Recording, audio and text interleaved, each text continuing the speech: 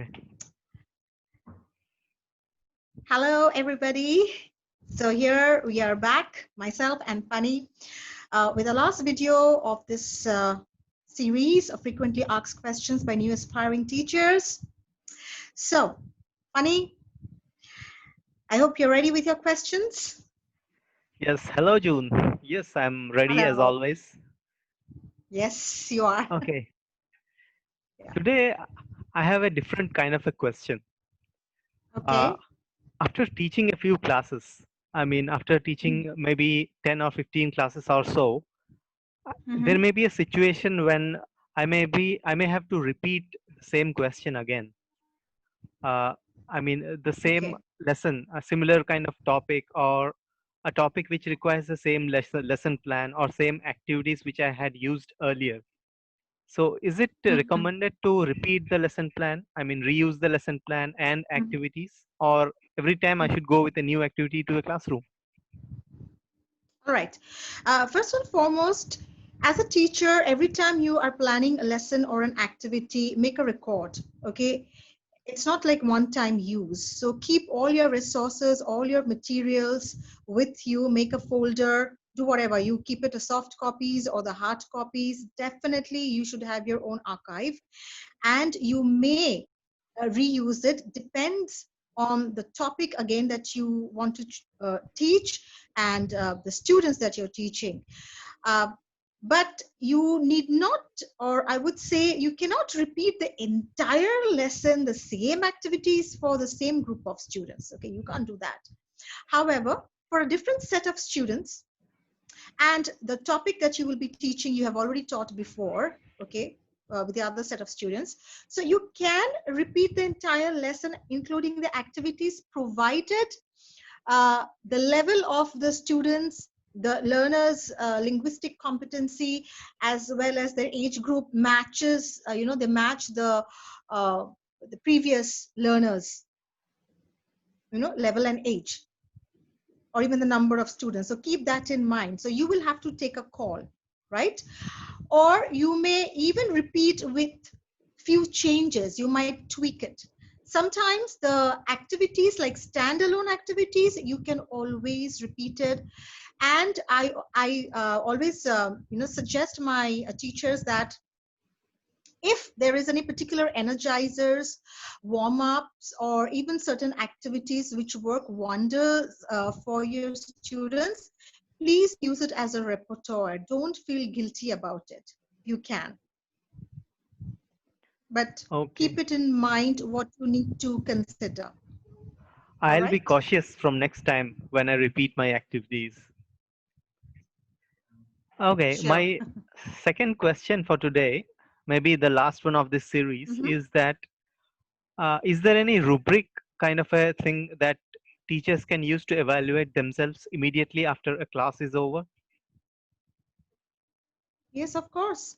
Rubric is absolutely an essential rubric for your learners' performance, to measure your learners' performance as well as for yourself.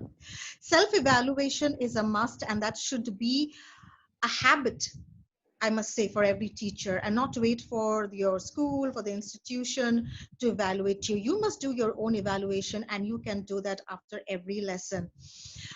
You can create your own evaluation form if you want, or you may just simply download from the internet. You can have it a look, all right? Usually the criteria of the self-evaluation goes like this. First, you need to, have a heading as if the lesson objective has been met or not. Like every lesson will have an objective, right? So whatever your objectives are, you first need to write, yes, it has been met. By how much of percentage? No, it has not been met. By how much of percentage? So that's that. Next, what was the percentage of the students' participation? You need to write that. Did you do any deviation from your teaching? As in, while you were teaching, is that something that you did differently, which was not planned or a part of the plan? If yes, why did you deviate? The next, you can also mention that were there any distractions in the classroom? What are they, and what caused Okay. distraction? Next is, what are the resources which you have used for your particular lesson in the classroom? The next, how did you feel while controlling the class? Did you face any issues while managing the class? If yes, what were they? How did you handle? Next, how did you feel overall after the lesson was completed? You write that. Okay. Next, what do you reckon the areas of improvement should be? That's in to your opinion. So you can have this evaluation as whatever the headings which I've mentioned. So you prepare your own evaluation forms, or as I said, you can even download it from the internet. You can modify it based on what exactly you want to keep the criterias. So that way, after 1 week or fortnightly or monthly, you can actually self-check, and you can see that overall in a month or in a week. Better to do weekly, because otherwise the whole month will be too much of work to do. So weekly you can just see that how much have you been able to achieve. Were you working on your areas of improvement every time you were noting them down? The resources that you have mentioned, are they helpful enough, or do they require certain changes? If there were any distractions, were the distractions being addressed? What did you do to address it, and what did you do for more class participation? So that becomes a part of your teaching. So initially it might seem to be a bit more task, but in a month's time it just becomes a regular, task. It's a habit formation. And similarly, a rubric is a must for your students performances as well.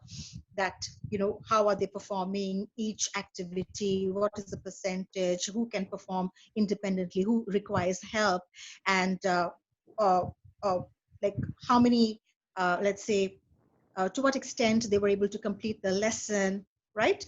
And can the student work independently, or is the student is requiring more help from the teacher? So like that, you also have a parameters for your students. So students' rubrics are different, and you have this self-evaluation form for yourself. So either the institution will provide you with one. If they're not providing you with one, please don't wait. You must do it by yourself. As I said, that should be a habit formation in the long process. Well, that was a complete rubric you gave us.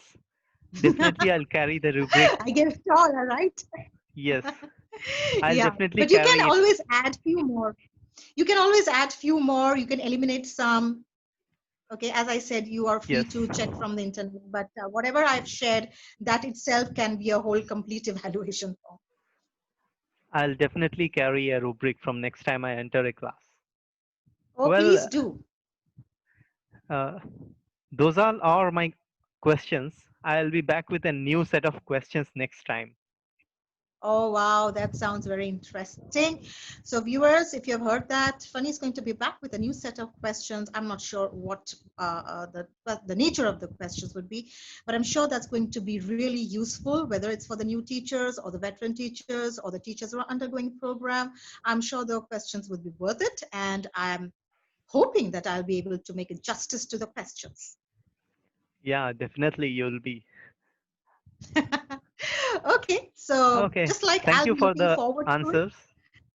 Yeah, I hope the viewers are would also look forward to it. And if you have found the suggestions that I have shared in this video really useful, then please don't forget to like.